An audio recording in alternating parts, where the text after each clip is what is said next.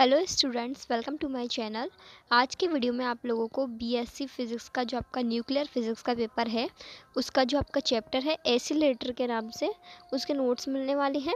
Oscillator के अंदर आपके जो कुछ 4-5 ही टॉपिक्स हैं मेन जो कि एग्ज़ाम में आते हैं, देख सकते हैं आप इसके अंदर। इसमें आपके 2 टॉपिक्स तो जनरेटर के हैं। फर्स्ट है कॉकक्राफ्ट वाल्टन हाई वोल्टेज जनरेटर और सेकंड है वान डे ग्राफ जनरेटर। तो ये 2 आपके जनरेटर हैं और बाकी सारे आपके एसिलेटर हैं, जैसे linear accelerator, cyclotron, synchrocyclotron, betatron, electron synchrotron, proton synchrotron. तो ये गिनती के 4-5 टॉपिक है और ये जो क्वेश्चन आता है आपका इस चैप्टर से, बड़े मार्क्स में आपको ज़रूर क्वेश्चन मिलेगा इस चैप्टर के अंदर से। नाउ यहाँ से आपके इस चैप्टर के नोट्स स्टार्ट होते हैं। इसमें फर्स्ट है टॉपिक आपका पार्टिकुलर एसिलेटर। तो पार्टिकुलर एसिलेटर की एक छोटी सी डेफिनेशन है जो कि आपके जो शॉर्ट मार्क्स का क्वेश्चन होता है, 1 मार्क्स या आधा मार्क्स उसमें आएगी।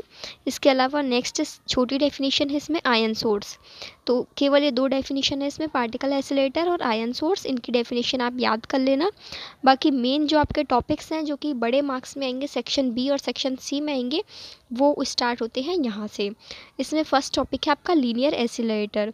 तो इसका डायग्राम से इसकी एक्सप्लेनेशन समझाई हुई है, फिर इसका वर्किंग मेथड लिखा हुआ है, देन इसका प्रिंसिपल भी है, मैथमेटिकल एनालिसिस भी है, जो इसका फॉर्मूले का डेरिवेशन निकलता है वो निकाला है पूरा, और लास्ट में इसकी लिमिटेशंस लिखी है। तो यदि आपके बिल्कुल जो वेरी लॉन्ग वाले क्वेश्चन होते हैं उस तरह के क्वेश्चन में आता है तो आपको पूरी चीज़ें लिखनी है।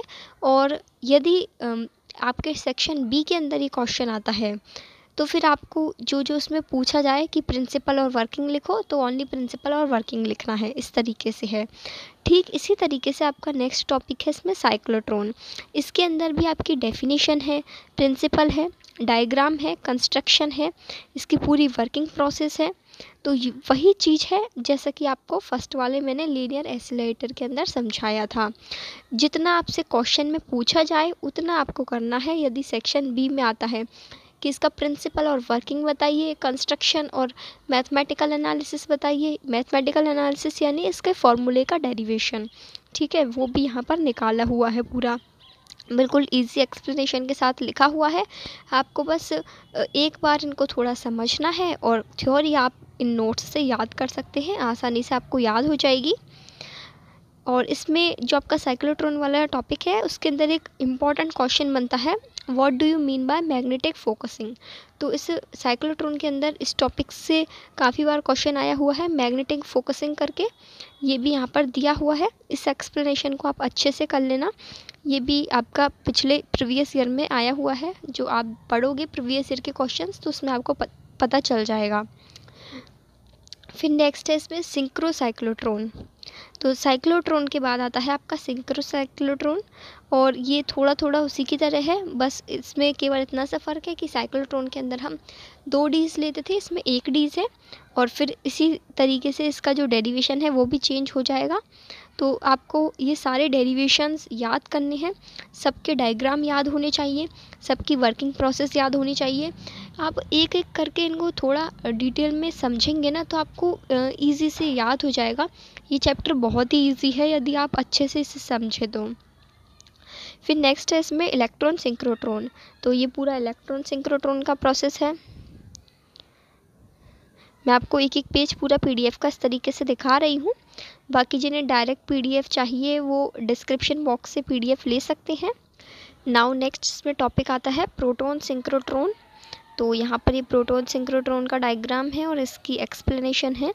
सारी चीज़ें आपको नोट्स में बहुत ही अच्छे से मिलेंगी। इसके अलावा अदर चैप्टर के नोट्स के लिए आप प्लेलिस्ट चेक कर लेना, वहाँ पर आपको बाकी के चैप्टर के नोट्स भी मिल जाएंगे।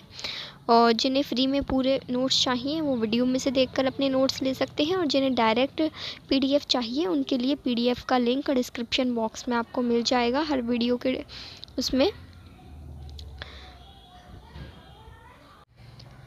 इसके अलावा ये जो नोट्स हैं एसिलेटर वाले चैप्टर के, ये न्यूक्लियर फिज़िक्स के अंदर आपके आता है, तो ये सभी यूनिवर्सिटी के स्टूडेंट्स के लिए हेल्पफुल है, किसी पर्टिकुलर यूनिवर्सिटी के लिए नहीं है, क्योंकि टॉपिक्स आपके सेम है, एक्सप्लेनेशन सेम ही रहेगी। फिर इसमें देखिए जो नेक्स्ट अपने ऊपर ये बीटाट्रॉन पड़ा था, इस बीटाट्रॉन का जो डेरिवेशन है एनर्जी का, वो मैंने डायरेक्ट आपको बुक में से निकाल कर दे दिया है, तो यहाँ से आप समझ सकते हैं। ये पूरा डेरिवेशन है, ये आपका 2020 में आया हुआ है एवरेज एनर्जी पर टर्न का, और जो नीचे एनर्जी का डेरिवेशन है ये आपका न्यूमेरिकल आया है इससे। तो ये आपको डायरेक्ट भी याद होने चाहिए न्यूमेरिकल के हिसाब से, और इनका पूरा डेरिवेशन भी याद होना चाहिए। फिर नेक्स्ट है इसमें कॉकक्रॉफ्ट वाल्टन एसिलेटर, ये भी आपका एसिलेटर कह लो, इसे जनरेटर कह लो। तो ये इसके एक्सप्लेनेशन है, देन ये इसका डायग्राम है।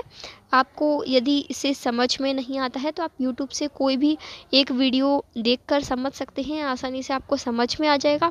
और बाकी जो आपको बीएससी के अकॉर्डिंग याद करना है वो आप इन नोट्स से याद कर लेना। नाउ नेक्स्ट है वन डिग्राफ एसिलेटर, इसमें इसका कंस्ट्रक्शन और वर्किंग दिया हुआ है, पूरा प्रोसेस लिखा हुआ है इसमें। देन ये इसका डायग्राम है लास्ट पेज पे वन डिग्राफ एसिलेटर का। तो यदि ये टॉपिक आता है तो आपको ये पूरी चीज़ें इसमें मेंशन करनी होगी, डायग्राम बिल्कुल अच्छे से एक्सप्लेन करना होगा। यहीं पर आपके पूरा एसिलेटर्स ख़त्म हुए। Thank you for watching this video.